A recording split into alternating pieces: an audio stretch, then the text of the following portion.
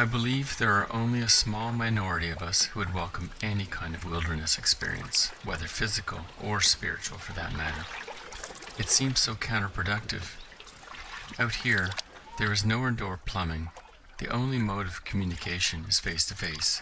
You must live on as little as possible, and manual labor is a necessity.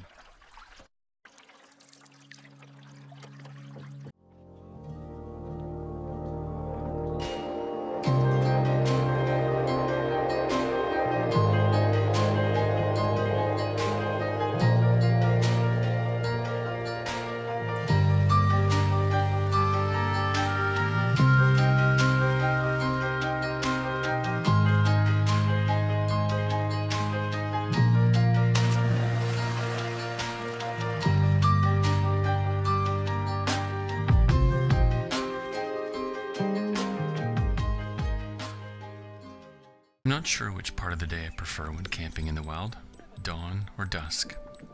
At dawn's first light, a vision starts to form, composed of the possibilities for a day of adventure.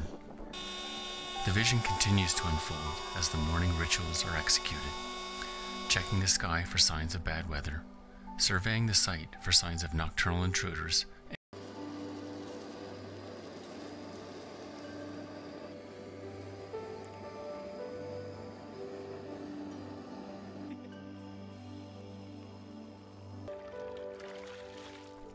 I don't subscribe to the simple life or to any camping movement, but the question begs to be asked, what is real camping anyway?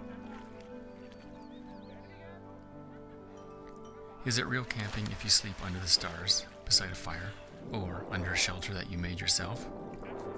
Is it only real camping if you get up in the morning and swim no matter how cold the water is? Is it real camping if you canoe to your site, or can you drive up to the campsite?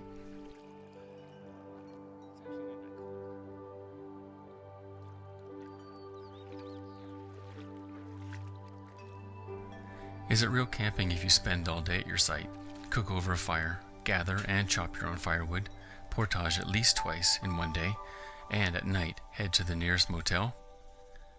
That's not camping, that's a day trip.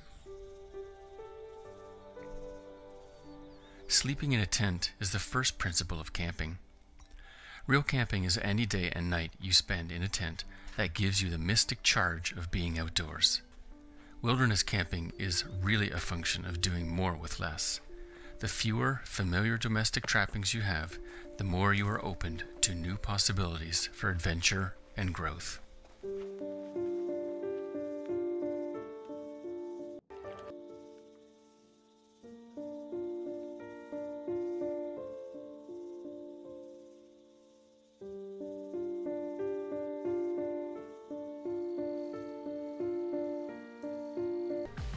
When planning for car camping, anything that fits in the car is fair game. When planning for wilderness camping, I'm forced to debate with myself and others what will travel with us. Anything that is packed will need to be carried great distances by canoe and backpack. Careful planning and packing is essential for a successful and rewarding experience. In most social circles, preparation and planning is the opposite of cool.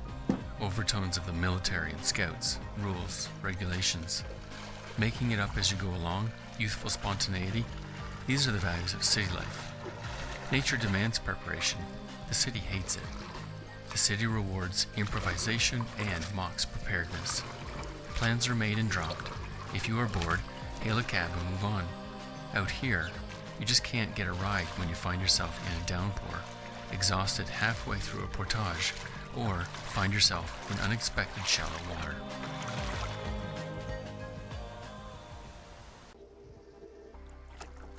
The time just before dusk is usually spent enjoying supper, collecting firewood, maybe a paddle on the still evening lake, and lighting the campfire.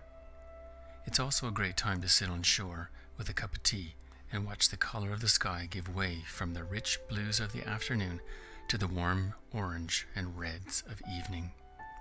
This is the time of day when the cry of the loon seems to be most prevalent and the crickets begin to sing their nightly song.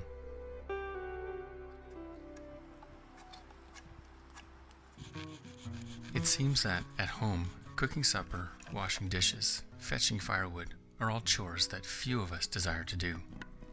Yet somehow out here, far removed from the distractions of our modern lives, we don't mind working for our daily needs. Well, it sure doesn't feel like work to me. As the light of the fire turns brighter than the glow of the night sky, everyone starts to congregate around the campfire.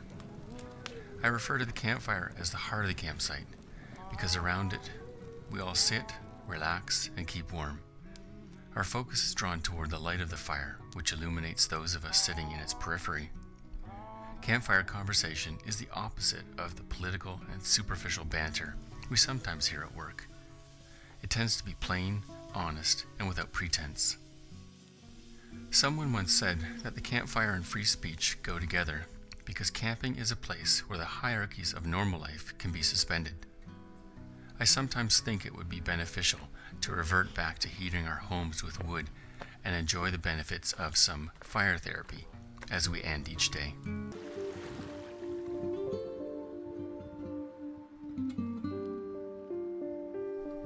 The camp kitchen is another fundamental part of the campsite.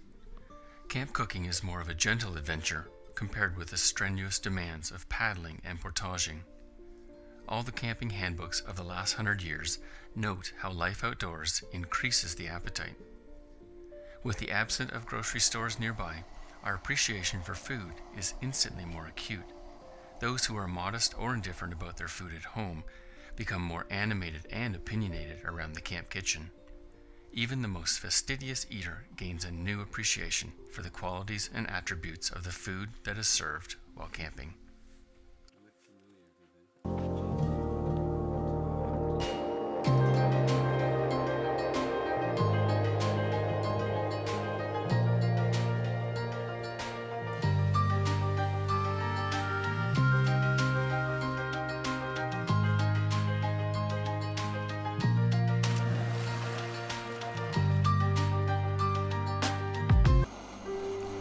The first meal of the day is equally sublime as our morning cup of coffee was. In fact, we already had started to anticipate the palette of tastes and smells when the meals were planned and prepared weeks in advance of the trip.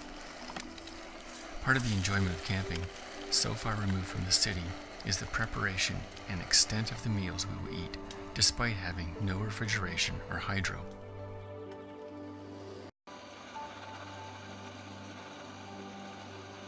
Out in wilderness, we usually have no need for alarm clocks.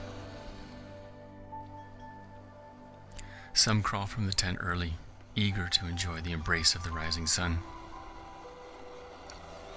Others wake up when the sun becomes too bright to continue sleeping, or when the hiss of the stove and the smell of coffee brewing proves too irresistible to remain. From the warmth and comfort of the tent, listening to the sound of the stove is enough to rouse even the sleepiest of campers.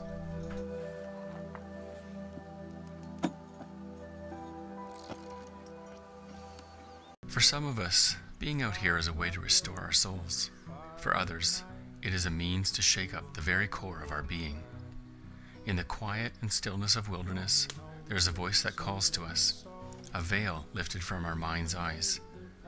I am in desperate need of a shower, yet I have never felt so clean. I am at peace here. I am home, because I see and hear my Maker, the Creator of both heaven and earth, and the beauty of this wilderness that surrounds me.